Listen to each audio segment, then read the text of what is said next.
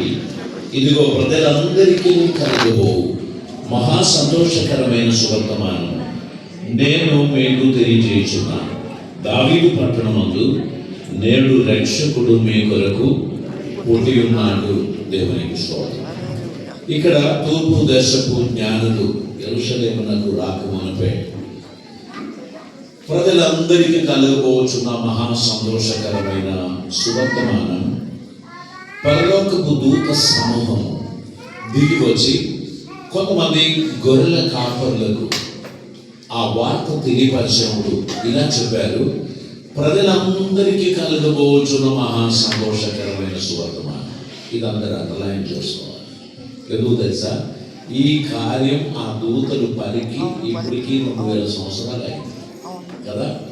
ఒక 10 సంవత్సరాల క్రితము ఒకవేళ ప్రభు వచ్చి ఉంటే ఇక్కడ ఉన్నటువంటి కొంతమంది అయినా పడేవారు, ఎత్తబడకుండా పోయేవారు. అందరూ ఎత్తబడాలనే ఉద్దేశంతో ప్రభు ఆలస్యం చేస్తున్నాడు. కానీ ఈ సువర్తమానం ప్రజలందరికీ కలగబోయేదే.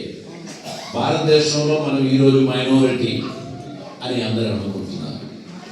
ఎందుకు అంటే యేసు ప్రభువుని గురించి చాలా మందికి తెలియదు. కానీ దూత అబద్ధమాడాడు. దూత చెప్పినది ప్రజలందరికీ కలుగబోచున్న మహా సంతోషకరమైన సువర్తమానం. ఇది ప్రపంచం అంతటిలో నివసించుచున్న సమస్త మానవాళికి కలుగబోచున్న సంతోషకరమైన వార్త. నేడు మీ కొరకు రక్షకుడు పుట్టి ఉన్నాడు. దేవునికి హల్లెలూయా. మనం అందరం ఒకే ఇయర్లో రక్షింపబడిన వాళ్ళం కాదు, ఒకే కాలంలో ప్రభుని అంగీకరించిన వారం కాదు. వ్యత్యస్తమైన సీజన్లో, వ్యత్యస్తమైన సమయంలో, వ్యత్యస్తమైన కూడికలలో మన హృదయాన్ని ప్రభువుకు అప్పగించి మనం ఆయన పాద సన్నిధికి రావడం జరిగింది. ప్రభు మనకు ఈ విధమైన రక్షణ కలుగజేశారు. కానీ ఇంకా ఈ రక్షకుడి పరిచయం లేని వేలాది మంది, లక్షలాది మంది మన దేశంలో ఉన్నారు, వివిధ దేశాలలో ఉన్నారు.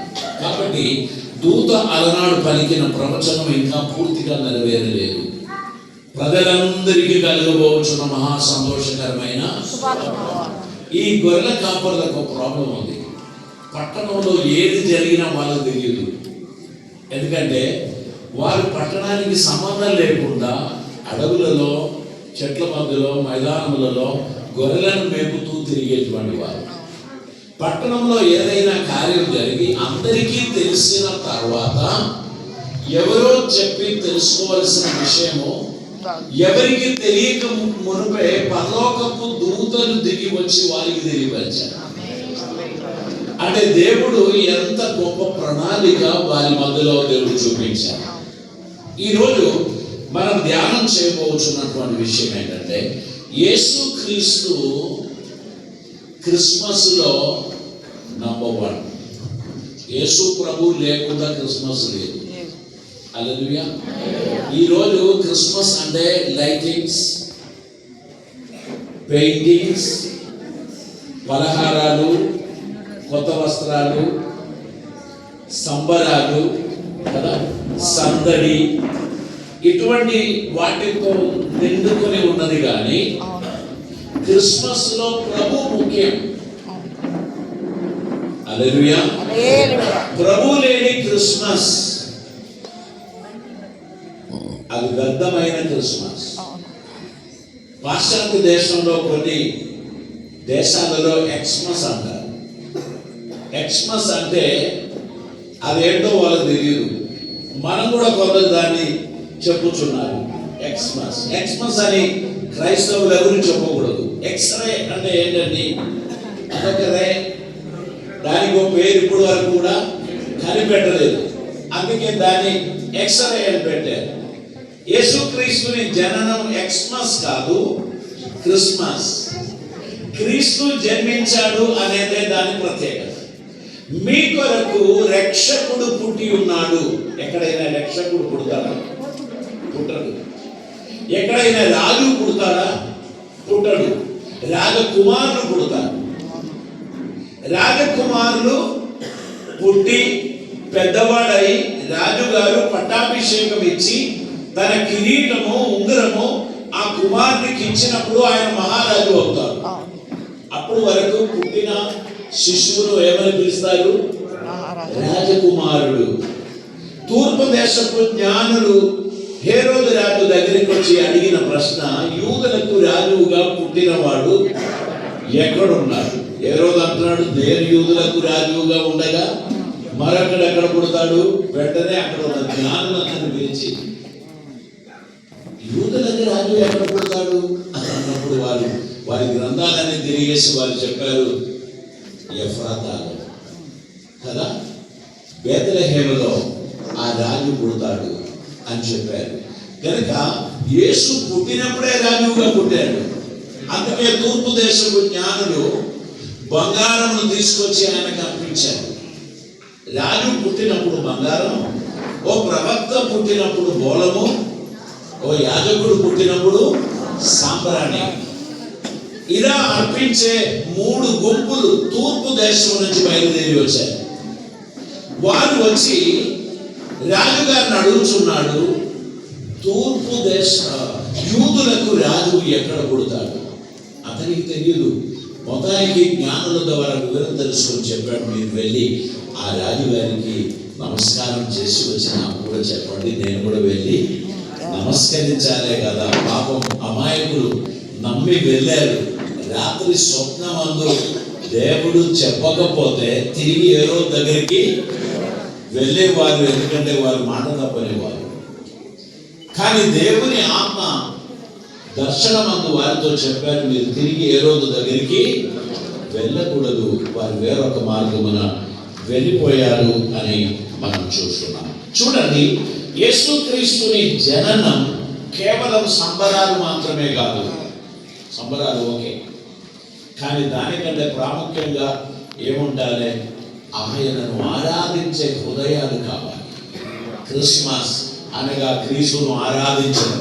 మనమందరం యేసుక్రీస్తును ఆరాధించకుండా క్రిస్మస్ సెలబ్రేట్ చేస్తే అదో క్రిస్మస్ సెలబ్రేషన్ లాగా ఉండదు. దేవునికి స్తోత్రం. క్రిస్మస్ లో ఉన్న ఒక ముఖ్యమైన ఉద్దేశం, ఒక ప్రత్యేకత ఏంటంటే, మానవుడు దేవుని వెతికినది కాదు, దేవుడు మానవుని వెతికి వచ్చాడు. హల్లెలూయా.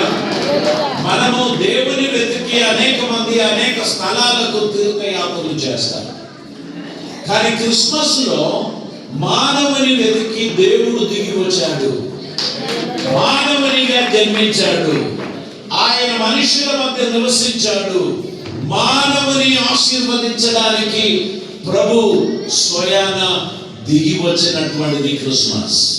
ఆయన మన మధ్యలోకి వచ్చాడు, ఆయన మనలో జన్మించాడు, మనలో జన్మించుచున్నాడు. పశువుల పాకలో పరుడు పెట్టాడు, కానీ పశువుల పాకలో యేసు జన్మించలే. ఆయన సత్రంలో జన్మించలే, ఎందుకంటే సత్రంలో స్థలం లేకుండా. బహుశా వీధిలో కావచ్చు, ఏదైనా ఒక చెట్టు కింద మరియమ్మ గారిని యోసేపు తీసుకొచ్చి పరుడు పెట్టి ఉండొచ్చు. అక్కడే ప్రభు పుట్టాడు.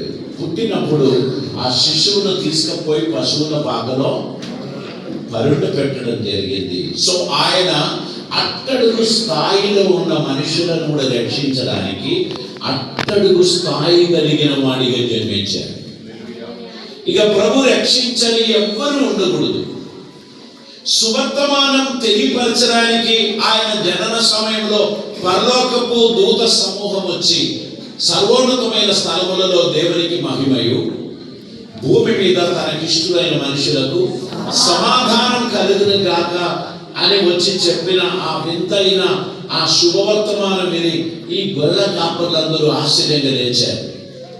అక్కడ అద్భుతమైన ప్రకాశం, సుందరమైన పాటలు, ఇవన్నీ వింటూ ఎన్నడూ వారికి జీవితంలో కలలు కూడా కనడానికి వీలు లేని ఒక ధన్యకరమైన నిమిషం దేవుడిచ్చాడు.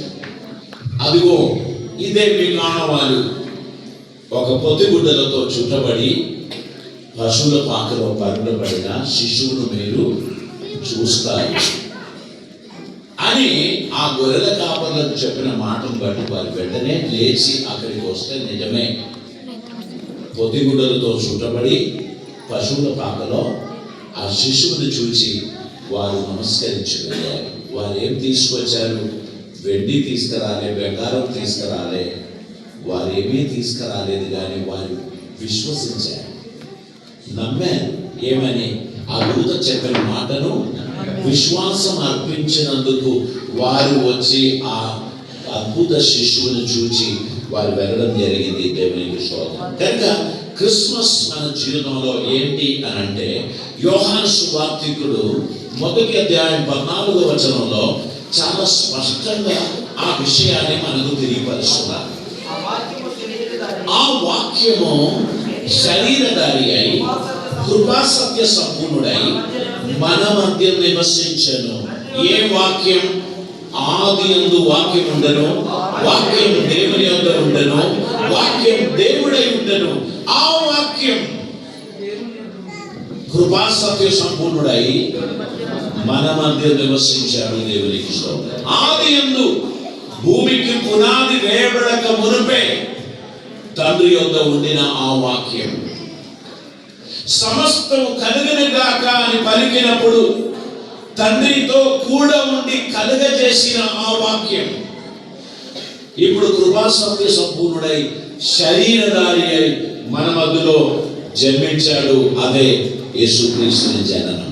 యేసుక్రీస్తుని జననం అద్భుతమైనటువంటిది. ఆయన ఈ లోకంలోనికి మనుషులు ఆహ్వానించినందుకు వచ్చిన వాడు కాదు, మనుషుల పిలుపు మేరకు వచ్చిన వాడు కాదు. ఆయన స్వయాన మనుషులను రక్షించడానికి ఒక ప్రణాళికతో ఆయన దిగి వచ్చాడు. ఆయన పశువుల పాకలో బరుండ పెట్టబడి జ్ఞానులు వచ్చేటప్పటికి ఆ ఇంటిలోనికి వెళ్ళి ఆయనను నమస్కరించి అని మనం చూస్తున్నాం.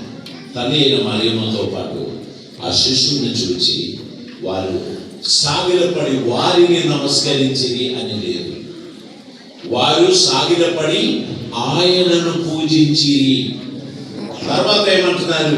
వారు పెట్టెలు విప్పి బంగారమును బోళమును సాంబ్రాణిని ఆయనకు సమర్పించిరి అని ఉంది కదా, వారికి సమర్పించిరి అని లేదు.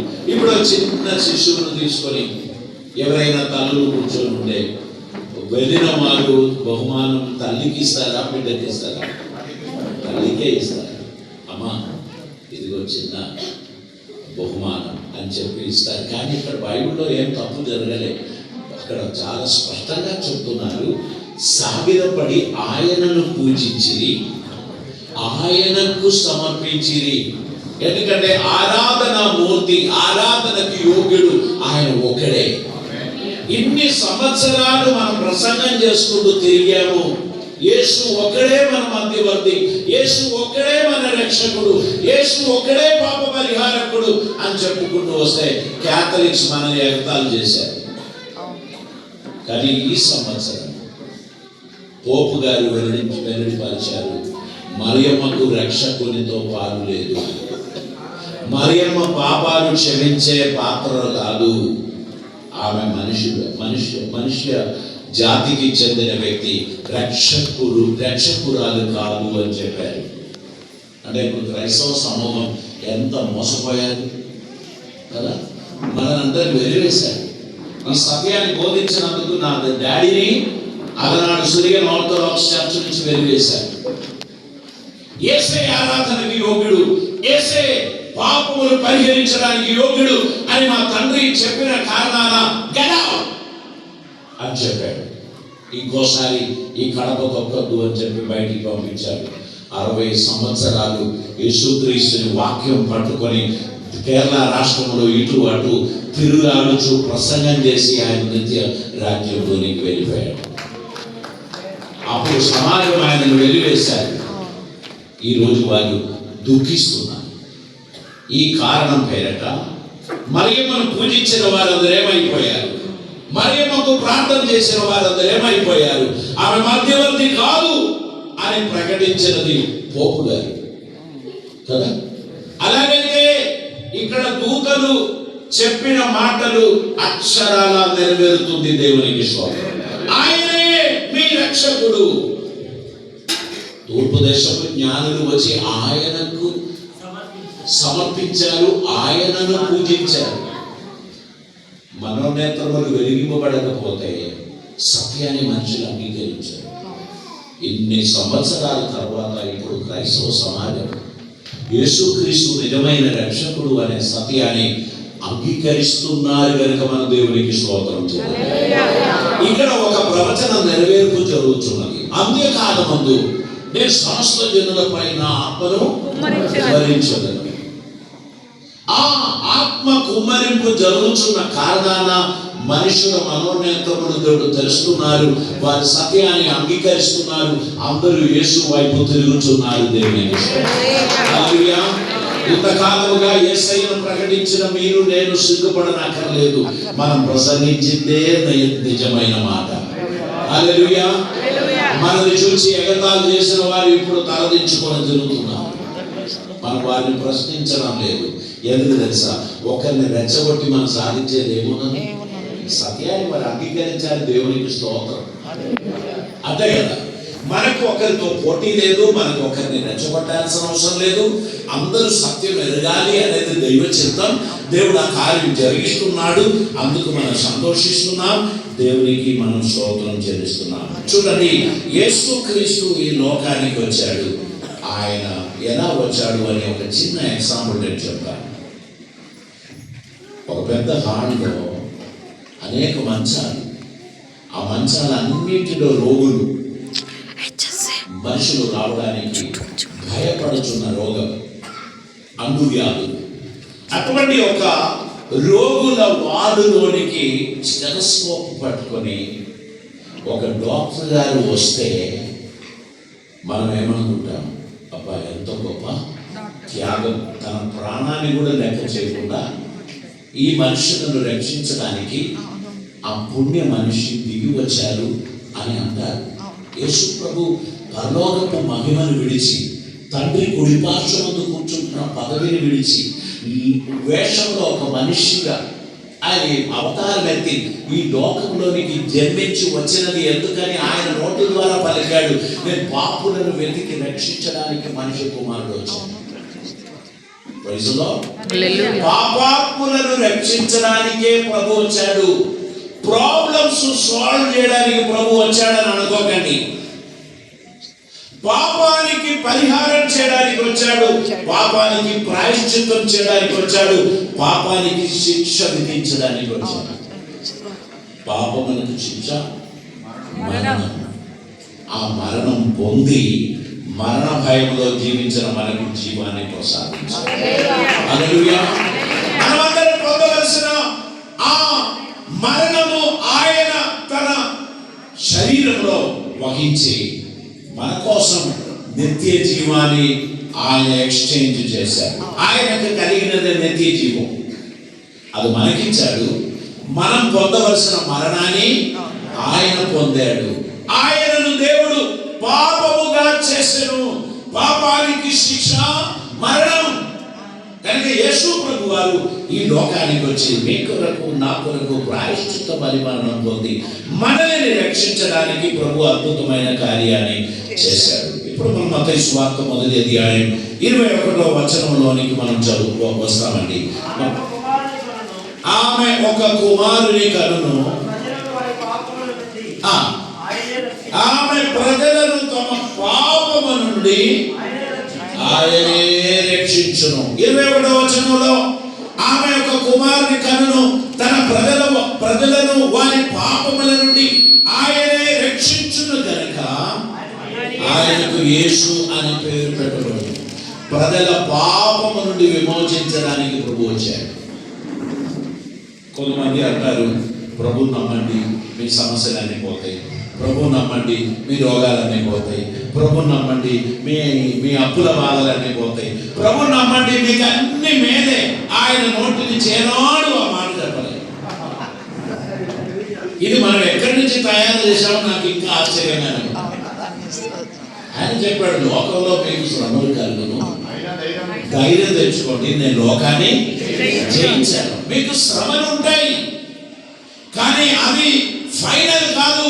నేను లోకాన్ని జయించాను కనుక మీకు విమోచన ఉంది, విడుదల ఉంది. రోగం లేని క్రైస్తవ లోకాన్ని మనం చూడలేము కదా. సమస్యలు లేని పాస్టర్లను మనం చూడలేము. మనకు అందరికీ ప్రాబ్లమ్స్ ఏదో ఒక రకంగా ఉన్నాయి. కొందరికి రోగం అయితే, కొందరికి ఫైనాన్షియల్ ప్రాబ్లం, కొందరికి ఇమోషనల్ ప్రాబ్లం, కొందరికి ఫ్యామిలీ ప్రాబ్లం, ఏదో ఒక ప్రాబ్లం అందరికీ ఉంది. ప్రభు నన్ను నమ్మండి, నేను అవన్నీ తీసేస్తానని అనలేదు. ఆయన చెప్పిన మాట చొప్పున నడిస్తే వాటికి పరిష్కారం ఉంది, వాటికి విమోచన ఉంది. మనం ఆ విషయంలో ఫెయిల్ అయిపోతున్నాం. ఆయన వాక్యమును గైకొని మనం సక్సెస్ఫుల్గా మన జీవితం కొనసాగించాల్సిందే. కానీ ఎక్కడో ఒక దగ్గర మనం పొరపాటు చేస్తున్నాం, మనం సంపూర్ణ సక్సెస్లోకి మనం రాలేకపోతున్నాం.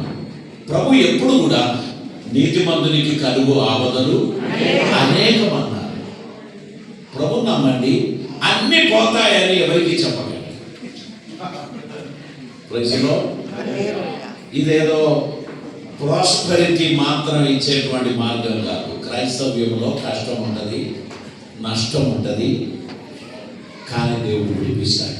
వాటన్నిటి నుంచి దేవుడు విడిపిస్తాడని కూడా వాక్యం చెప్పారు. నమ్ముచున్న వారికి విమోచన ఉంది, విడుదల ఉంది. ఇక్కడ ప్రాముఖ్యమైన ఉద్దేశం, the purpose of Christmas, removing the sin from the people. మనుషుల హృదయంలో నుండి పాపాన్ని తీసివేయడం. క్రీస్తు జన్మించారు అని నమ్ముచున్న వ్యక్తికి పాప విముక్తి ఆయన వాగ్దానం చేశారు. నేను చాలాసార్లు చెప్పే ఒక విషయం నేను చెప్పాను. మన బాత్రూంలో కొందరికి పీరియడ్స్ ఇష్టం, కొందరికి సందూరు ఇష్టం, కొందరికి లక్స్ ఇష్టం, కొందరికి లైట్ బాయ్ ఇష్టం, మరి కొందరికి మైసూర్ శాండల్ ఇష్టం. ఇప్పుడు అడిగితే ఇంకా కొత్త కొత్త పేర్లు వస్తాయి. ఇవన్నీ బాత్రూంలో ఉన్న ఒంటి మీద ఉన్న మురికిపోదు కదా. ఇవన్నీ బాత్రూంలో ఉంది, కానీ ఒంటి మీద మురికి పోవాలంటే దీన్ని అప్లై చేయాలి.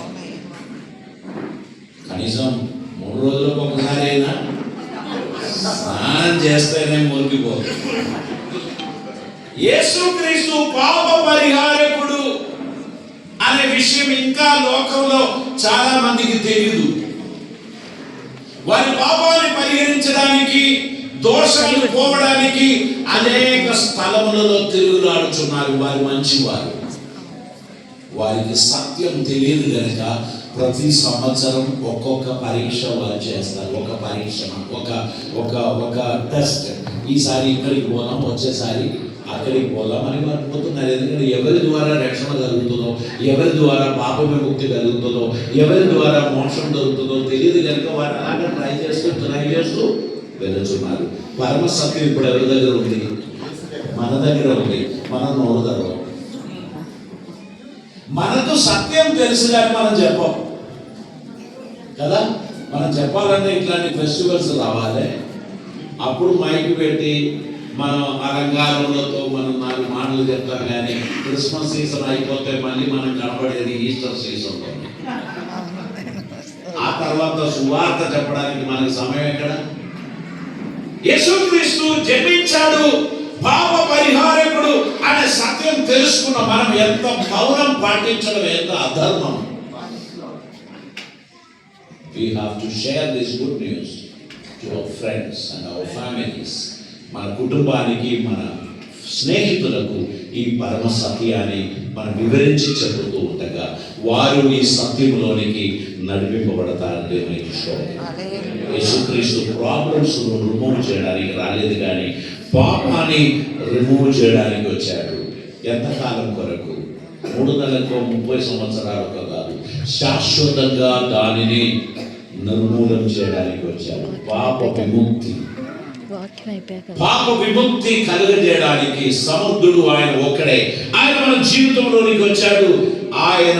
ఆయనను అంగీకరించు వారికి సిచ్యువేషన్స్ ఉంటాయి, సర్కమ్స్టాన్సెస్ ఉంటాయి, ప్రాబ్లమ్స్ ఉంటాయి. వాటి నుంచి ఆయన విడుదల ఇస్తాడు. ఇవన్నీ నేను చెప్పలేదు, ఆయన ఇస్తాడు.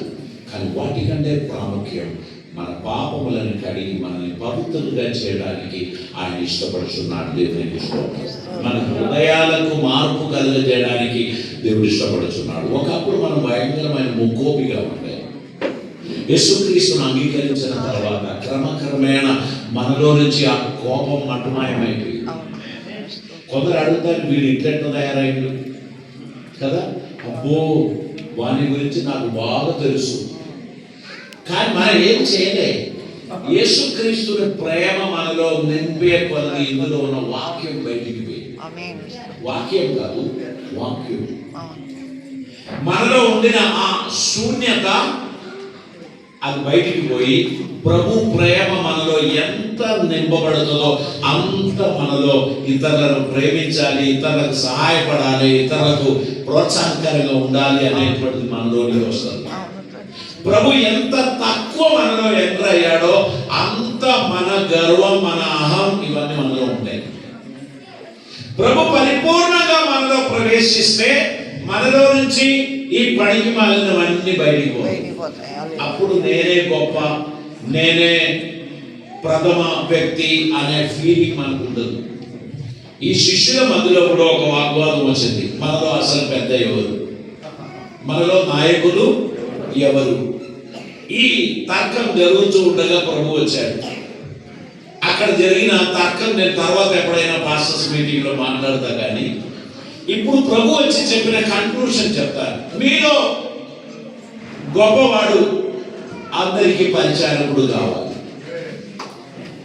మీలో నాయకుడు అందరికీ దాసుడుగా కావాలి. అందుకే సీమోన్ పేతురు పోయి లాస్ట్ సీట్ లో కూర్చున్నాడు. మామూలుడు కాదు సీమోన్ పేతురు. ఇది చెప్పడానికి నాకు ఒక 1 hour కావాలి, ఇప్పుడు చెప్పాలి. సీమోన్ పేతురు అక్కడ కూర్చొని యోహానుకు ఎట్లా సైగ చేశాడు. ఆయన ఎల్లప్పుడూ ఎక్కడ ఉండేది? ప్రభు పక్కన ఉండేది. ప్రతిదానికి దుడుకు చెప్పేవాడు. ఈ రోజు మాత్రం సైగ చేశాడు. దానికి కారణం ఉంది, ఆ తర్వాత ఆలోచిద్దాం. మొత్తానికి యేసు ప్రభు వారిలో ఉన్న నాయకత్వము పరిచర్యలోకి మార్చారు. మీలో నాయకుడైన వారు అందరి పాదములు కడగడానికి సిద్ధపడిన వారే ఉన్నారు. హల్లెలూయా. ప్రతి ఒక్కరి పాదములు కడగడానికి మనసున్న వ్యక్తియే నాయకుడు. ఆ నాయకత్వం మనం సంపాదించాలి. యేసుక్రీస్తు మనలోనికి ఎంత ప్రభావితంగా నింపబడుతున్నదో మనలో ఉన్న అహం అంతా వెళ్ళిపోతుంది. ఒక గ్లాస్ తీసుకొని ఇక్కడ ఖాళీ గ్లాస్ ఉండే పెట్టేసి అందులో మీరు నీళ్లు నింపండి. ఆ నీళ్లు నిండే కొలది అందులో ఉన్న ఆ ఎయిర్ బయటికి పోతుంది. మళ్ళీ అందులో ఎయిర్ ఉండదు, కంప్లీట్ వాటర్ ఉంటుంది. అన్నట్టు వాటర్ లేనప్పుడు అందులో అంత ఎయిర్ ఉంటుంది, వాయువు. మనలో వాయువు దోషం, వాయువు సమస్య మనకు అందరికీ తెలుసు. వాయువు సమస్య మన ఆకలిని చంపుతుంది, మన నిద్ర లేకుండా చేస్తుంది, మనకు నెమ్మది లేకుండా చేస్తుంది. ఏంటంటే ఏం తినరా, చాలు. మంచి భీమసేనుడే ఇప్పుడు తినలేకపోతున్నాడు. కారణం ఏంటంటే వాయువు ప్రాబ్లం, గ్యాస్ కదా. గ్యాస్ ప్రాబ్లం ద్వారా నేనేం తినలేకపోతున్నాను. డైజెషన్ తగ్గిపోయింది, నాకు నిద్ర లేదు, నాకు ప్రాబ్లమ్స్. అది తిరిగినా నొప్పి, ఇది తిరిగినా నొప్పి. సమస్య మనలో ఉన్న ఆ ప్రాబ్లమ్స్ అన్ని బయటికి పోవడానికి యేసయ్యను మనలో నింపాలి. ఈరోజు మన సందేశం అదే. క్రీస్తు నాలోనికి వస్తే నాలో చాలా మార్పు జరుగుతుంది. నా ఆలోచన మారుతుంది, నా మాటలు మారుతుంది, నా తలంపులు మారుతుంది, నా డిజైర్స్ మారుతుంది. నాలో మార్పు రావడానికి క్రీస్తు నాలో రావాల్సినటువంటి అవసరం ఉంది. యేసుక్రీస్తు మన జీవితంలో నీకు రాకపోతే మనలో ఎల్లప్పుడూ నేనే గొప్ప అనే భావం ఉంటుంది. యేసు మనలోనికి ప్రభావితంగా వస్తే నేను అందరికంటే చిన్నవాణి అనేటువంటి ఒక మనసు మనకు వచ్చేస్తాడు. నేను మనకు మీకు తెలియపరచడానికి ఆశించేది, యేసుక్రీస్తు మన జీవితంలో రావడం బట్టి మన జీవితానికి సమూలమైన ఒక పరివర్తన సంభవిస్తుంది. ఒకసారి ఒక ఇంటిలో నాన్నగారికి 75 సంవత్సరాలైంది, ప్లాటినం జూబ్లీ. బర్త్డే సెలబ్రేట్ చేయడానికి పిల్లలందరూ కెనడా నుంచి, యూరోప్ నుంచి, యుఎస్ నుంచి, యూకే నుంచి అందరూ వచ్చేసారు. అందరూ వారి వారి ఫ్రెండ్స్ అందరిని పిలిచారు, వారి ఇన్లాస్ని పిలిచారు, రిలేటివ్స్ని పిలిచారు. అందరూ ఇంటికి వస్తున్నారు. అప్పుడు ఇట్లాంటి సుందరమైన ఫంక్షన్ హాల్ లేని ఒక కాలం. ఆ కాలంలో ఇప్పుడు చాలా బ్యూటిఫుల్ ఉంది. మన చర్చస్ అన్ని మినిమం ఈ సైజులో ఉంటాయి. చూసినప్పుడు నాకు చాలా సంతోషం అనిపిస్తుంది. హల్లెలూయా, హల్లెలూయా. ఏమో అనుకుంటున్నాను, ఆనందంతో కొడితే దేవుడు అతనికి చర్చించుతున్నాడు.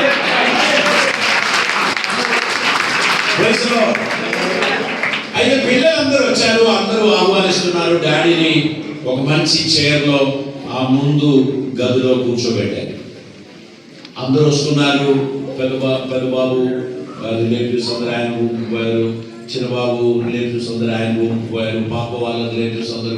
అలా ఇల్లంతా సందడి కిక్కిరిసిపోతుంది. ఫ్రంట్ రూమ్లో చాలా టైట్ అయింది. అప్పుడు చెప్పారు, పని చేద్దాం, డాడీని పక్క రూమ్లోకి తీసుకుపోదాం, ఎందుకంటే ఇక్కడ చాలా ట్రాఫిక్ జామ్ అవుతుందని. ఈ డాడీని కుర్చీతో పాటు ఎత్తుకొని తీసుకుపోయి పెద్దోని రూమ్కి పోతే అక్కడ డోర్లు ఓపెన్ చేశాడు. అక్కడ కార్యక్రమాలు ఫ్రెండ్స్ మొదలు పెడుతున్నారు. డాడీ ఇక్కడ ఉంటే ఎంత ఘోరం అని సైగ చేస్తున్నారు. నో నో నో, డాడీని ఇక్కడ కాదు, తమిళ రూమ్కి తీసుకుపో. తమిళ రూమ్కి తీసుకుపోయే వరకు ఆయన భార్య సంబంధించిన రిలేటివ్స్ అందరూ వచ్చి రూమ్ అంతా నిండిపోయింది. అక్కడ ప్లేస్ లేదు. పాప రూమ్కి తీసుకపోతే అక్కడ కూడా అదే పరిస్థితి. అప్పుడు ఎవరో చెప్పారు, 75 సంవత్సరాల్లో కనీసం 50 సంవత్సరాలు మమ్మీతోనే డాడీ స్పెండ్ చేశాడు, తీసుకుపోయి కిచెన్లో కూర్చోబెడదాం. ఆమె సంతోషిస్తుంది, కాసేపు అక్కడ ఉండని అని అంటే ఆమె ఏదో కోయడానికి కత్తి పట్టుకొని ఉన్న సమయంలోనే ఈ పెద్ద మనిషిని కుర్చీలో తీసుకొని అక్కడికి వెళ్ళారు. ఆమె అడిగారు, ఇప్పుడు నీ ముసలాయన ఇప్పుడే పెట్టాలి, తీసుకుపోయి పెట్టు, నేను ఎన్ని పనులు చేస్తున్నా, వచ్చిన మనుషులకు అందరికీ ఆహారం పట్టించాలి, నా బిసి నాకుంటే ఈయనను తీసుకొచ్చి ఇక్కడ పెట్టడం ఏంటంటే. అప్పుడు పని మనిషి చెప్పారమ్మా, ఇప్పుడే పశువుల పాక కడిగి శుభ్రం పెట్టిన,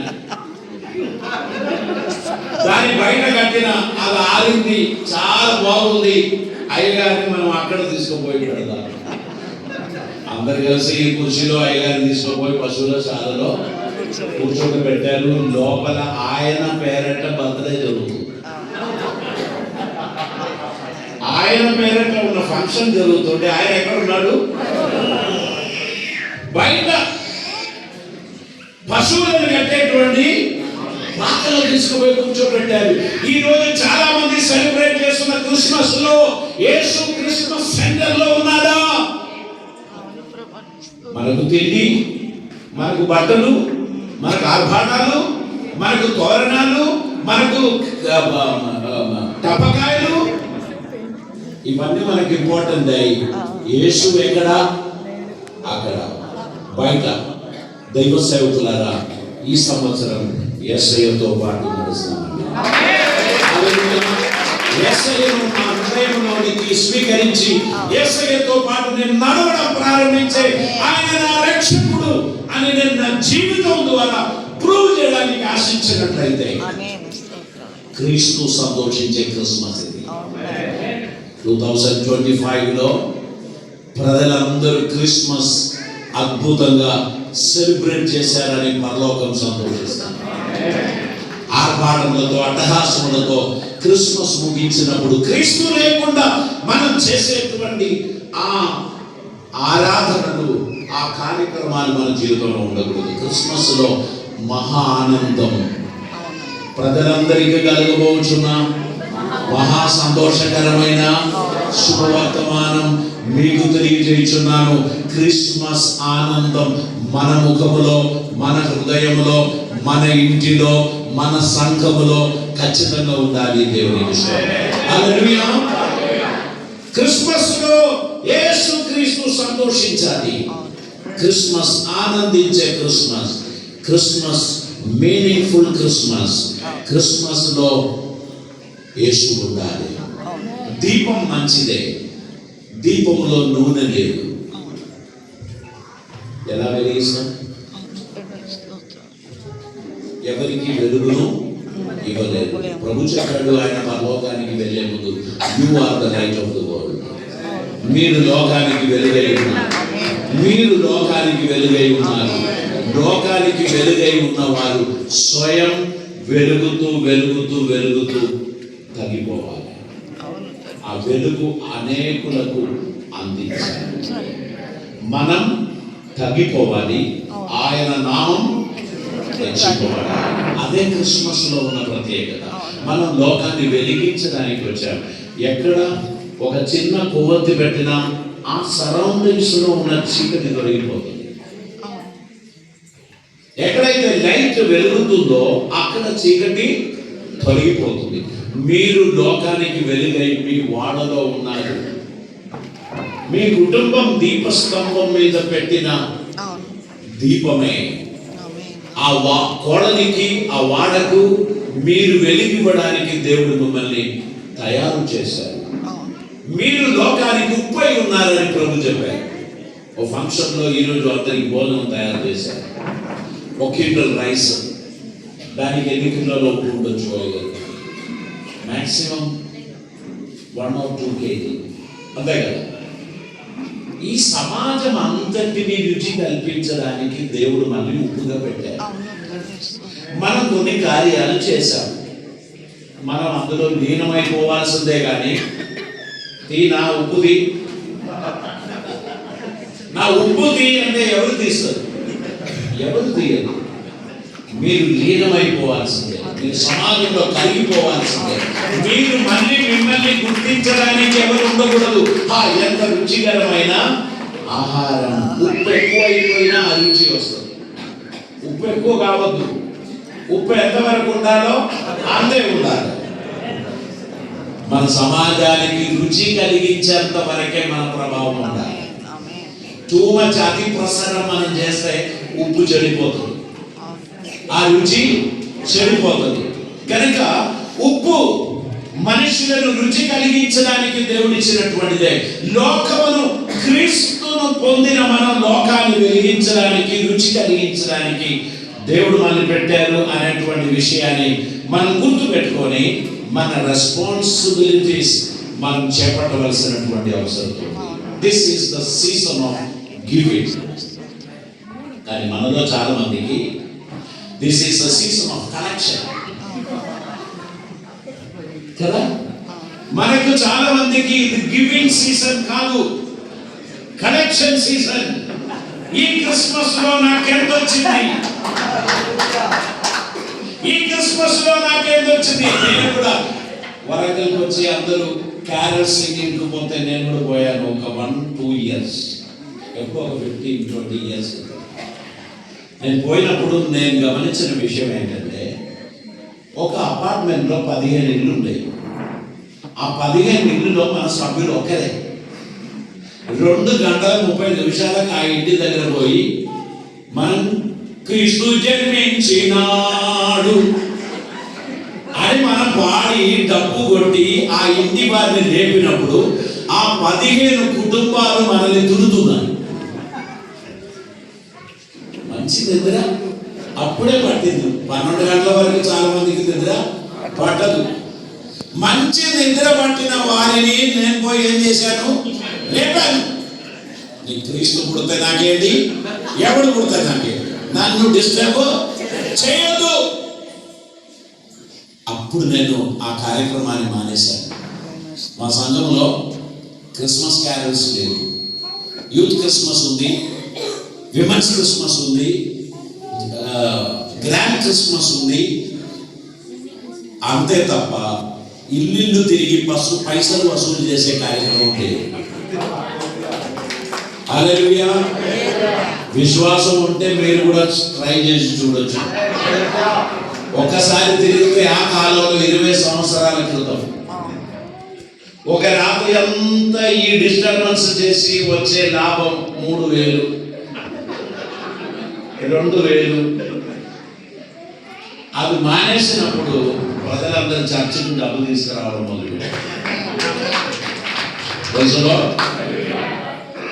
మనము ప్రజలను డిస్టర్బ్ చేసి క్రిస్మస్ ఆఘోషించాం. క్రిస్మస్ సెలబ్రేట్ చేసేవారి రాత్రి 10 గంటలకి కార్యక్రమాలు క్లోజ్ చేస్తాం. ఆ తర్వాత మనుషులు నిద్రపోనివ్వండి. అరే వీళ్ళంతా మనిషి మారారు, వీళ్ళు మారారు అని అనుకుంటారు. లేకపోతే మనం చేసే ద్వారా లోపలైనా కొంతమంది చదువుతారు, బయటికి వచ్చి గొడవ చేయరు. నైబర్ను బట్టి మనకి 2 దెబ్బలిచ్చి పంపాలని ఉంది, కానీ అక్కడ ఉన్న నైబర్ ఉన్నారో వారికి చాలా ప్రియమైన వ్యక్తి కనుక వాళ్ళు సైలెంట్గా ఉంటారు, కానీ వాళ్ళ లోపల అది నెగటివ్ ఇమోషన్స్ క్రియేట్ చేస్తారు. నేనేం చెప్తున్నానంటే పైసలు వసూలు చేయడానికి కాదు Christmas. Christmas is the season of giving. మనం ఏమి ఇవ్వగలం, ఏం చేయగలం? 100 మందికి ఇమ్మని దేవుడు అనలే. మీ వాడలో ఉన్న నిస్సహాయులైన నిరుపేదలైన ఒక 10 కుటుంబాలకు మీరేమైనా చేయగలరా? అట్లీస్ట్ ఒక్క కుటుంబానికి మీరేమైనా చేయగలరా? వారి పిల్లలు వేసుకున్న బట్టలు చిరిగినది మీరు చూస్తూ కూడా మీరు స్టార్ కడుతున్నారు, మీరు లైట్ పెడుతున్నారు, ఇవన్నీ చేస్తున్నారు. ఆ పిల్లలకు ఒక పూట బోధనకు మార్గం లేదు. మనం సెలబ్రేషన్లో ఉన్నాం. క్రైస్తవ సమాజమా, మన కన్ను తెరవాల్సిన సమయమైంది. మనం వారి అక్కర్లో వారికి సహాయపడుతూ ప్రభు ప్రేమ మన జీవితం ద్వారా చూపిద్దాం. పాటలు 3 తక్కువ పాడదాం. వయసులో 3 పాటలు తక్కువ పాడతాం, కొన్ని పనులు ఎక్కువ చేద్దాం. హల్లెలూయా. దేవుడు మన కుటుంబాలలో అద్భుతాలు చేస్తారు. నెక్స్ట్ సీజన్ లో మీరందరూ దీని రిజల్ట్ పొందుతారు. హల్లెలూయా. మీ కుటుంబాల్లో నేను చాలాసార్లు చెప్తూ ఉంటాను, కొత్త బట్టలే ఇవ్వాలని ఏం లేదమ్మా. నేను నా సంఘంలో ఉన్న విశ్వాసులు చెప్పాను, బట్టలు నిమిత్తం గాలి ఆడతలేదు. దాని లోపల బీరువాలో బట్టల మీద బట్టలు, దాని మీద బట్టలు, ఒక రకమైన ముఖవాసన వస్తుంది. దానికి వాళ్ళు ఏం చేస్తారు, ఆ గోధి తీసి అందులో అది ఇంకో వాసన. అది కాదు చేయాల్సింది, లేదా అన్ని తీసి మంచం మీద పెట్టాలి. పెట్టేసి కట్టడానికి ప్లాన్ ఉన్నది ఒక 10 వాపసు పెట్టాలి. ఆ తర్వాత మిగిలిన 20 ఉన్నాయా, ఇటువంటి నిస్సహాయులకు ఇవ్వండి, కొత్తది ఇవ్వలేదని వారు కంప్లైంట్ చేయరు, వారు సంతోషిస్తారు. నేను మా సంఘంలో అలాగా ప్రకటన చేసి కొన్ని బాక్సెస్ యూపీకి, జార్ఖండ్కు, బీహార్కు, దూర ప్రాంతాలకు పోస్ట్ ఆఫీస్ ద్వారా పంపించింది. అది వారందరూ తీసుకున్న తర్వాత ఎంత సంతోషమో. మనం అందరం ఈ సీజన్లో కనీసం అది చేయండి. మీ దగ్గర కొత్త బట్టలు ఇవ్వడానికి లేకపోవచ్చు, మీరు 3 సంవత్సరాలుగా కట్టని చీరలు లేదా మీ దగ్గర? ఉన్నాయి. పెళ్లి అయినప్పుడు కట్టిన చీర కూడా అలాగే పెట్టుకోండి. ఆ సూట్ ఇప్పుడు వేసుకోవడానికి వీలుగా పడదు, అది చెయ్యి ఎక్కదు, అది వేస్తే షేప్ ఉండదు, అయినా ఎవరికి ఇవ్వదు. దయచేసి ఈ క్రిస్మస్ ఒక ప్రాక్టికల్ క్రిస్మస్ గా మారాలి. ఈ క్రిస్మస్ ఒక సెలబ్రేషన్ క్రిస్మస్ గా మారకపోయినా పరివర్తన సంభవించే క్రిస్మస్ గా మారితే ఈ క్రిస్మస్ సక్సెస్. హల్లెలూయా. 2025 లో ముఖవాసన లేకుండా బట్టలు తొడగడానికి తగినట్టు గాలి ఆడినట్టు బీరువాలను ఖాళీ చేయండి. హల్లెలూయా. మీ బ్యాండ్ చాలా బ్యూటిఫుల్ బ్యాండ్స్, మీ షర్ట్స్ చాలా అద్భుతమైన షర్ట్స్. ఒక 5-6 తీసి నిరుపేదలకి ఇవ్వండి. ఏదైనా ఒక ప్రాంతానికి వెళ్ళి ఒక 10 మందిని పిలిచి వారికి ఇది వారికి మ్యాచ్ అవుతుందో లేదో చూచి వారికి ఇవ్వండి. వారు ఎంత సంతోషిస్తారు తెలుసా? మన దగ్గర అన్నీ ఉన్నాయి, మనకు తెలియదు, ఎవరు చెప్పలేదు కనుక మనము చేయలేకపోయాం. ఈ రోజులలో మన జీవితం మారాలి, అద్భుతమైన కార్యములు మన జీవితంలో జరగాలి. కొన్ని డిసిషన్స్ మన జీవితంలో రూపాంతరం కొరకై జరగాలి. దేవునికి స్తోత్రం. యోహాను సువార్త 1:12 వచనంలో తను ఎందరూ అంగీకరించిరో అనగా తన నామమందు విశ్వాసం ఉంచిరో వారికి దేవుని పిల్లలగుటకు దేవుడు అధికారం ఇచ్చాడు. ఇప్పుడు మనమందరం దేవుని పిల్లలం. ఉన్నారు అందరూ దేవుని పిల్లలు. భోజనానికి సమయం అయిందని చెప్తున్నారేమో అయ్యారు. చూడండి, ఆయనను ఎందరు అంగీకరించారో వారికి అందరికి దేవుని పిల్లలవుటకు అధికారం ఇచ్చాడు. కాబట్టి ఆ భాగ్యం దొరకని అనేక మంది ఉన్నారు. మనం ఎవరిని మతం మార్చేది, మతం మార్చేది మన పని కాదు. యేసయ్య మతం స్థాపించడానికి కూడా రాలేదు. యేసు ప్రభుని బోధనలో మీరు మనస్సు మారండి అని చెప్పారు. అదే కదా, మనుషులు మారాలి, మనస్తత్వం మారాలి, అంతేగాని మతం మారడానికి ఉన్న ప్రయత్నం కాదు చేసేది. బైబిల్లో ఒక అద్భుతమైన మాట ఉంది. బైబిల్ను దేవుని వాక్యంలో అద్దంతో పోల్చారు. అద్దం మనం అన్ని వేసుకున్నాం, తర్వాత అద్దం దగ్గర పోయి నిలబడి కొంచెం మేకప్, వెంట్రుకలు సరి చేయడం, కలర్ వేయడం, కొంచెం సెటప్ మనం చేసుకుని బయటికి వస్తాం. ఈ అద్దములో అంగులు కనబడ్డారా, ఆయన కనబడ్డారా? అద్దం చూసినప్పుడు ఎవరు కనబడ్డారు? మనమే కనబడ్డారు. అన్న కనబడలేదు, తమ్ముడు కనబడలేదు, నేనే కనబడ్డాను. నేను మారడానికే ఈ అద్దం. హల్లెలూయా. ఈ బైబిల్ నాకు ఒక అద్దమే. ఆ బైబిల్లో నేను చూస్తుండగా నేను కనబడాలి. నా ముఖం మీద ఉన్న ఆ తేడాలు నేను సరి చేసుకోవాలి. అమ్మ ఒకసారి చూడండి, నా ముఖంలో ఏమున్నది, మీరు తుడవండి అని మనం ఎవరికి చెప్పం. బైబిల్ చూసి నా జీవితాన్ని నేను సరి చేసుకుంటే నా క్రిస్మస్ క్రీస్తుతో కూడిన క్రిస్మస్. హల్లెలూయా. క్రీస్తు నాలో నివసిస్తే తప్ప నా పాటలు వ్యర్థమైన పాటలు, నా తాళాలు వ్యర్థమైన తాళాలు. యేసయ్య నాలో నివసిస్తే నా జీవితం అద్భుతమైనటువంటిదిగా మారుతుంది. దేవునికి స్తోత్రం. కొలస్సీ పత్రిక 1వ అధ్యాయం 27వ వచనం చదువుదామండి. అక్కడ అపోస్తలుడైన పౌలు కొలస్సీలో ఉన్న విశ్వాసులకు అద్భుతమైన ఒక మాట చెప్పారు. 1వ అధ్యాయం 27వ వచనం. అన్ని జనులలో ఈ మర్మం యొక్క మహిమైశ్వర్యం ఏంటిదో అది అనగా మీ యందున్న క్రీస్తు, మీ యందున్న క్రీస్తు మహిమ నిరీక్షణయై ఉన్నాడన్న సంగతిని దేవుడు తన పరిశుద్ధులకు తెలియపరచగోరి ఇప్పుడు ఆ మర్మమును వారికి బయలుపరచను. దేవునికి స్తోత్రం. ప్రతి మనిషిని క్రీస్తునందు సంపూర్ణునిగా చేసి ఆయన ఎదుట నిలవబెట్టవలనని సమస్త విధములైన జ్ఞానముతో మేము ప్రతి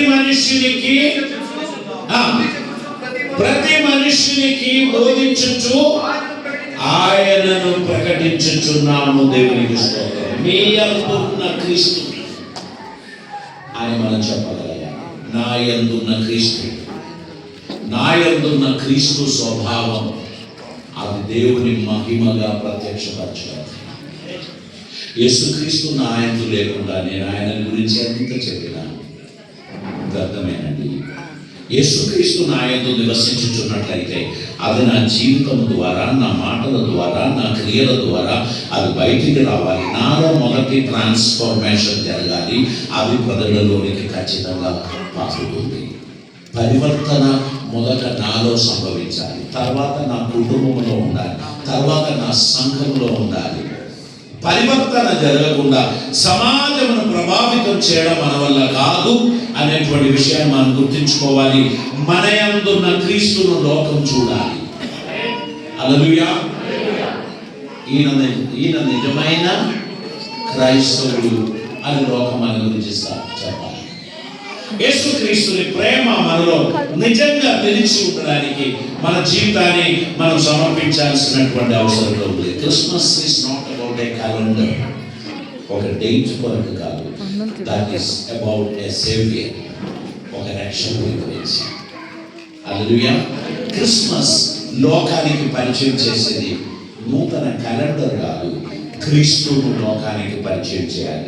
క్రిస్మస్ లోకానికి ఇచ్చేటువంటిది మన వర్క్ ప్లేస్లో, మన కుటుంబంలో, మన కమ్యూనిటీలో క్రిస్మస్ అనగా క్రీస్తును ఆరాధించడం అనేటువంటిది ప్రజలు అర్థం చేసుకోవాలి. దేవునికి స్తోత్రం. మీరు నేను క్రిస్మస్ గురించి మాట్లాడుచున్నప్పుడు క్రీస్తు మన జీవితంలో నివసించడానికి తగినట్టు మన జీవితాన్ని ప్రభువుకు మనం సమర్పించాల్సినటువంటి అవసరం ఉంది. దేవునికి స్తోత్రం. యేసుక్రీస్తు మనలో ఉంటేనే మన క్రిస్మస్ మీనింగ్ఫుల్ క్రిస్మస్ అవుతుంది. లేదంటే మన క్రిస్మస్ మీనింగ్ఫుల్ కాదు. ఈ సంబరాలలో క్రీస్తు చనిపోతున్నాడు, ఊపిరి ఆడకుండా చనిపోతున్నాడు. ఒక చిన్న ఎగ్జాంపుల్ కూడా చెప్తాను. ఆఫ్రికా దేశంలో ఒక ఇంటిలో ఒక చిన్న బాలుని ఫస్ట్ బర్త్డే జరుగుతుంది. అక్కడ ఈ సీజన్లో భయంకరమైన చలి ఉండేది. అందరూ ఇటువంటి సూట్ వేసుకున్న తర్వాత దీని మీద ఒక జాకెట్ వేసుకుంటారు. ఈ బాబుని చక్కగా డెకరేట్ చేసిన ఒక మంచం మీద 12 పెట్టి కుటుంబ సభ్యులు అందరూ కూర్చొని అక్కడ ఆనందంగా మాటలు చెప్పి బాబును నవ్విస్తూ అలా ఉంటున్నటువంటి సమయంలో అందరూ వచ్చారు. అందరూ బాబును లాలించి ఆయనను ముద్దాడి సంతోషంగా ఉన్న సమయంలో ఈ తల్లి లోపల వచ్చిన వారికి ఏమైనా ఇద్దామనే ఉద్దేశంతో లోపలికి వెళ్ళారు. ఈ ఆహ్వానింపబడిన వారందరూ వస్తూ ఉండగా ఇప్పుడు అందరూ డైనింగ్ హాల్లో సప్పుడు వినబడుతుంది కనుక అక్కడికి వెళ్ళారు. ఈ వచ్చిన వాళ్ళు ఏం చేశారంటే ఈ బాబు పడుతున్న మంచం మీదనే ఆ కోట్లు అలాగే పెట్టుకున్నారు. ఇప్పుడు ఈ కోట్లు ఒకదాని మీద ఒకటి వచ్చి ఓ పెద్ద కొండలాగా అది తయారైంది. దాని అవతల బాబు పడుకొని ఉన్నారు అనే విషయం చాలా మంది లేఖిలో వచ్చిన తెలియలేదు. ఒక అబ్బాయి తన కోట్లు ఇలాగా విసిరేసి తినడానికి పోయాడు. ఇది వచ్చి ఆ బాబు మీద పడ్డాడు. మళ్ళీ వచ్చిన వాళ్ళు చూస్తే అక్కడ బాబు లేదు, ఏమున్నది? కోట్లు ఉన్నది. కోట్ల మీద కోట్లంతా వేసేసాడు. అక్కడ వెళ్ళి బోధనశాలలో అందరూ ఉండగా బాబుని ఎత్తుకొని రండి, కేక్ కట్ చేయాలి కదా అని ఎవరో చెప్తే ఆ తల్లి వచ్చి చూస్తే అక్కడ బాబు లేడు, మంచం నిండుగా కోట్లు ఉన్నాయి. ఆమె ఒక్క అరుపు అరిస్తే అందరూ కలిసి వచ్చి ఇదంతా దబదబా తీసే వరకు శ్వాస ఆడకుండా చనిపోయిన బాబుని ఎత్తుకున్నాడు. ఆ శిశువు ఏమైపోయాడు? చనిపోయాడు. ఈ సెలబ్రేషన్స్ అన్నీ అయిపోయిన తర్వాత చూస్తే క్రీస్తు ఎక్కడ కనపడదు. అది మన క్రిస్మస్ కాదు. We have to keep Christ alive. ఆయన మన జీవితంలో జీవించువాడై ఉండాలి. నా హృదయంలో యేసు జీవించువాడై ఉండాలి. Christmas is the season of giving అని నేను అన్నాను. మనమందరము ఎక్కడ పోతే మనకేమొస్తుంది? అక్కడ బ్యాగ్ దొరికింది, ఇక్కడ బైబిల్ దొరికింది, అవతల బట్టలు దొరికింది, యువతల బ్లాంకెట్ దొరికింది, ఇంకా పోతే ఏం దొరుకుతుంది అని ఆలోచించుకుంటూ వెళ్ళడం కాదు. What should I give at this Christmas? ఈ క్రిస్మస్ లో నేను ఏం ఇవ్వగలను? ఒక డజన్ తువ్వాల తీసుకొని 12 మందికి గిఫ్ట్ ఇస్తాను. అట్లీస్ట్ ఏదో ఒకటి ఇవ్వడానికి దేవుడు నాకు అనుగ్రహించిన ఆయుష్. ఈ ఆయుష్లో ఈ క్రిస్మస్ లో ఎవరికో ఏదో ఇవ్వాలని నేను నిర్ణయించుకున్నాను అని మీరు నిర్ణయించుకున్నట్లయితే మీ క్రిస్మస్ రియల్ క్రిస్మస్. హల్లెలూయా. సో ఇవ్వని క్రిస్మస్ కాదు. Christmas is a gift, is a season of giving. ఇంకొకటి మన క్రైస్తవ సమాజం చేసే పెద్ద పొరపాటు, శాంటా క్లాస్ డెకరేట్ చేసి చర్చ్ లోపల ఆటలు ఆడిస్తారు. Santa Claus was a rich man in Europe. ఆయన మనుషులకు సహాయం చేయడానికి ఇష్టపడేవాడు, ఎవరికి తెలియకూడదని ఆశించేవాడు. శాంటా క్లాస్ ఇచ్చే గిఫ్ట్ ఎవరిచ్చారని ఎవరికి తెలియకూడదు. అందుకే పిల్లలకు చాక్లెట్ అంటే ఇష్టం. ఆయన ఒక సాక్స్ లో కొన్ని చాక్లెట్స్ పెట్టి ఆ ఇంటి చిమ్మిని, ప్రతి ఇంటి చిమ్మిని నుండి కిందికి పడేసి, లోపల చిమ్మిని దగ్గర చాక్లెట్స్ పడి ఉంది. పిల్లలు తీసి చూస్తే ఒక కొత్త సాక్స్ లో కొన్ని చాక్లెట్స్. ఈ చాక్లెట్స్ ఎవరేసారని తలుపు తీసి బయటికి వచ్చి చూస్తే కనబడదు. That was Santa class. కానీ ఇప్పుడు మనం క్రిస్మస్ తాతగా మార్చాం. క్రిస్మస్ కు సాంటా క్లాస్ కు సంబంధం లేదు. సాంటా క్లాస్ ఒక మానవ ప్రేమి, మనుషులకు సహాయం చేయాలని ఆశించిన వాడు. కానీ ఇప్పుడు మనం ఆయనను పూజిస్తున్నాం. సాంటా క్లాస్ లేని క్రిస్మస్ లేదు. ఇంటికి క్యారల్స్ వాడడానికి పోయినా ఒక బఫూన్ లాగా ఉంటాడు. క్రిస్మస్ జాయ్ మొత్తం నాశనం చేసింది సాంటా క్లాస్. సాంటా క్లాస్ తీసుకొని ఎమ్మెల్యేలు ఎంపీలు వస్తారు మా దగ్గరికి, బయట ఉంచమని చెప్పి. చర్చ్ లోపల అడుగు పెట్టదు సాంటా క్లాస్, బయట ఉండాలి, లోపలికి రాకూడదు అని చెప్పేవాడిని. నేను మీకు చెప్తున్నాను, మోసపోవద్దు. యేసుకి ఇవ్వవలసిన ఇంపార్టెన్స్ దేనికో ఇప్పిస్తున్నాడు సాతాను గారు. మనం మోసపోవద్దు. ప్రభువుకున్న ఇంపార్టెన్స్ ఇవ్వకుండా మనం ఉండకూడదు. ప్రభు మన క్రిస్మస్ లో అద్భుతకరుడు. ఆయన మన జీవితంలో ఆశ్చర్యమైన కార్యములు చేయువాడు. ఆయన ఉండే సమస్తం ఉన్నది. ఆయన మన జీవితంలో నింపుగా ఉండాలి. నూనె లేని దీపం లాగా మనం ఉండకూడదండి. నూనె ఉంటేనే దీపానికి వెలుగు కదా. కాబట్టి క్రీస్తును కలిగిన వారిగా ముందుకు వెళదాం. పరిశుద్ధాత్మ దేవుడు మన జీవితంలో అద్భుతం జరిగించినగా. మన జీవితంలో యేసుక్రీస్తు రావడం బట్టి పాపమునకు విముక్తి కలిగింది. శాపమును కొట్టివేశాడు. మరణ భయము నుండి మనల్ని విడిపించాడు. మనకు నిత్య జీవాన్ని అనుగ్రహించాడు. యేసుక్రీస్తు మనకు సహనం నేర్పించాడు. మనము యేసుక్రీస్తు ద్వారా బ్లెస్ అయిన వారు. ఆ బ్లెస్సింగ్ ఇతరులకు అందించడానికి దేవుడు ఏర్పరిచాడు. క్రిస్మస్ అనేక మందికి శాంతి సమాధానం వాగ్దానం చేసే సీజన్గా మారాలి. శాంతి దాయకుడైన ప్రభువును పరిచయం చేసే సీజన్గా మారాలి. యేసుక్రీస్తును లోకానికి పరిచయం చేయాలి. పేరు లేకుండా అడ్రస్ ఇస్తే ఆ అడ్రస్కి విలువ ఉందా? పాస్టర్ కురియన్ మీరు ఎక్కడి నుంచి వచ్చారు? నేను కాజీపేట నుంచి వచ్చాను. మీ అడ్రస్ ఇస్తారా అని అడిగితే నేను నా అడ్రస్ ఇవ్వాలి. నా పేరు ఉంటేనే అడ్రస్ విలువ. పేరు లేకుండా అడ్రస్కి ఎక్కడ విలువ? ఇది ఎవరి ఇల్లు? ఇది సత్యం గారి ఇల్లు అనే ఆ పేరు లేకుండా అడ్రస్ ఇవ్వడము శుభం కాదు. క్రీస్తు మన అడ్రస్.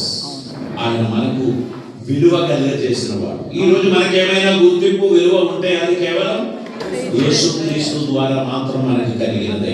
క్రీస్తును మోస్తూ లోకంలో నడవడానికి, క్రిస్మస్ సెలబ్రేట్ చేయడానికి మన జీవితాన్ని సమర్పిద్దాం. అద్భుతమైన కార్యములు దేవుడు మన జీవితంలో జరిగించగా కళ్ళు వచ్చుదాం. ప్రభు సన్నిధానంలో ప్రార్థన చేద్దాం. క్రిస్మస్ జాయ్ అది ఎవరు దొంగలించకుండా అది మన జీవితంలో ఉండేట్టు ప్రభు కొరకు మన జీవితాన్ని సమర్పించుకుంటూ ఆయన సన్నిధానంలో మనము ఆసక్తి కలిగిన వారిగా ఉండడానికి మన జీవితాన్ని సమర్పిద్దాం. ప్రభు మనల్ని దీవించి ఆశీర్వదించగా తలవంచుదాం. క్రీస్తు మన జీవితంలో, క్రీస్తుకు విలువ మనం ఇవ్వాలి. క్రీస్తు మన జీవితంలో ప్రాముఖ్యమైన స్థానాన్ని తీసుకుంటున్నాడు. ఈ ఫెస్టివల్లో ఎవరు ఇంపార్టెంట్ అని అంటే సాంటా క్లాస్ కాదు, ప్రభువే ఇంపార్టెంట్. మన జీవితంలో ప్రభుకు విలువ ఇచ్చువారిగా, ప్రభువును మహిమపరచువారిగా, ప్రభు చిత్తం నెరవేర్చువారిగా, ఆయన సౌరభ్యమైన వాసన లోకానికి అందచేయువారిగా ఉండడానికి మన జీవితాన్ని సమర్పిద్దాం. ప్రభు చిత్తం నెరవేర్చు